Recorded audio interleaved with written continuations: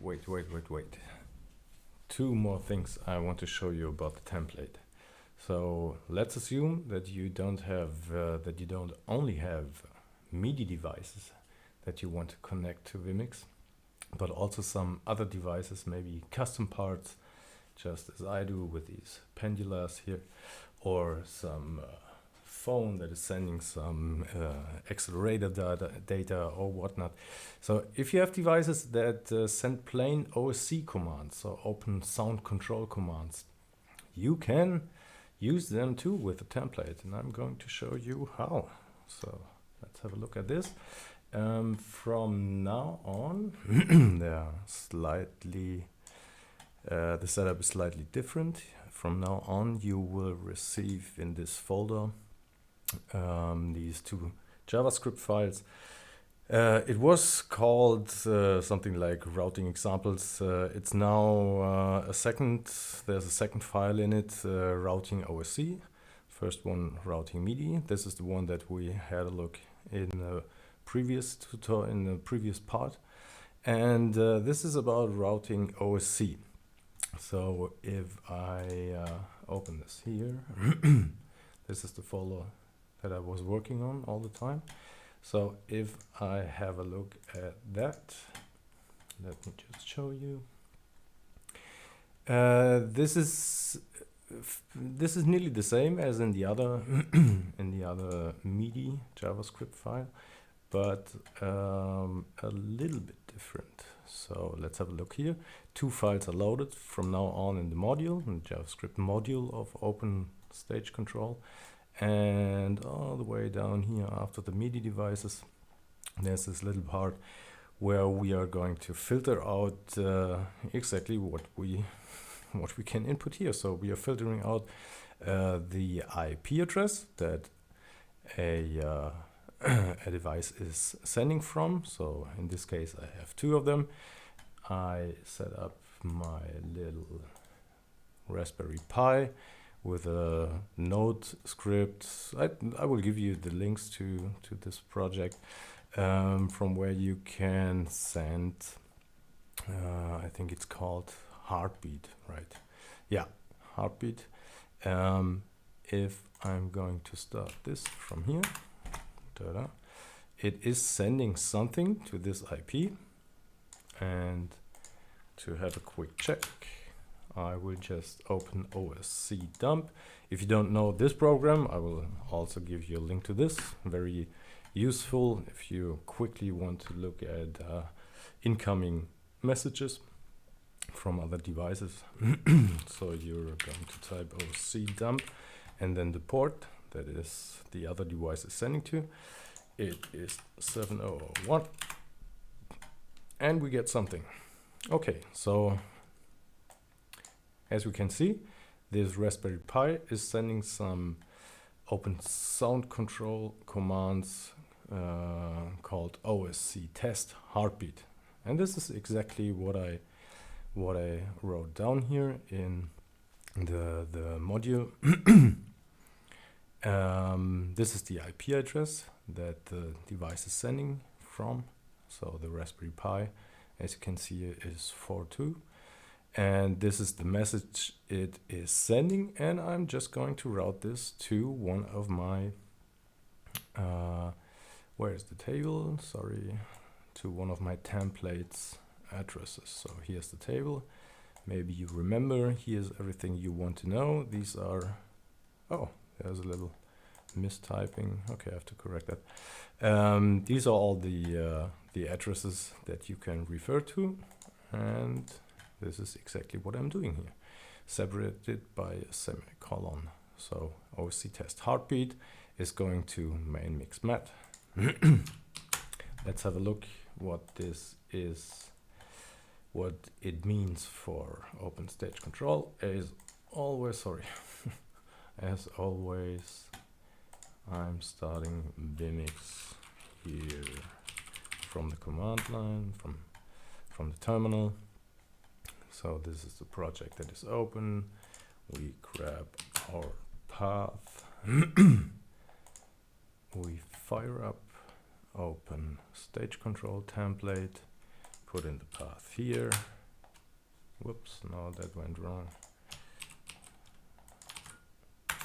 Okay, we reopen this project. Let's see what it does, and we are going to start this little heartbeat again. As you can see in the template, these are just random numbers that the Raspberry Pi is putting out. So this knob is, no, it's a fader, it's not a knob. The fader is moving accordingly to the values that the Raspberry Pi sent. So I think this is pretty awesome, because from now on I can hook up whatever I want, whatever device is in my local network that is sending OSC commands, I can route that to Vimix. Just as a proof, you can see this source is moving. So this is one thing. The other thing I want to show you, and this is this is really a great thing, because I haven't even thought about that. So always talk, if you have the opportunity, talk to the developers, really. So I had a little chat online with Bruno, the creator of Vimix, and he just gave me the hint that it's also possible to run Vimix headless. That means you don't even need the user interface of Vimix and can just use the templates, and everything else will be gone. So I think this is pretty awesome. Maybe easy on the resources or whatnot, but definitely you have a bit more of a tidy desktop. So I'm going to show you how to do that. So we are back here. I'm going to close the Raspberry Pi messages, as we don't need them anymore, not for the moment, so everything is fine. And I am going to close Open Stage Control for a second. So let me do that. We don't need this either. So to make this happen, to run Vimix headless, you would go to this settings button, and if you see this, hopefully you see this little icon here, export settings. This is what I'm looking for.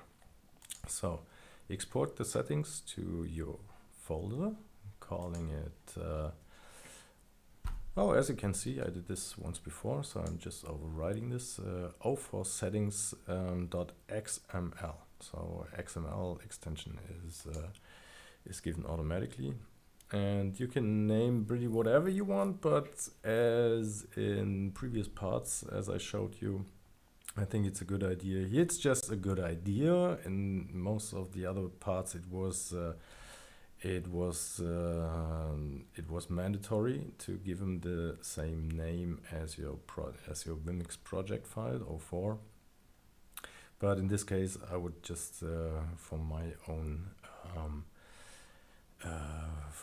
convenience, I would call it O4 settings. Okay, I'm going to override this. I'm going to save this, say replace. Okay, and from now on, so if I close Vimix, if I close Vimix from here, and if I have a look at this wonderful page, this wiki page of Vimix, where you can read command line, this is exactly this is what I wasn't looking for, but that I was given a hint to. So have a look at that. This means launch Vimix from command line. Okay, we did this all the time. Settings, and there it is, headless. Look at that. So you can start Vimix headless with a settings file that we just created, this XML file. So I'm going to copy this to my terminal here and say settings, and then we need again this path.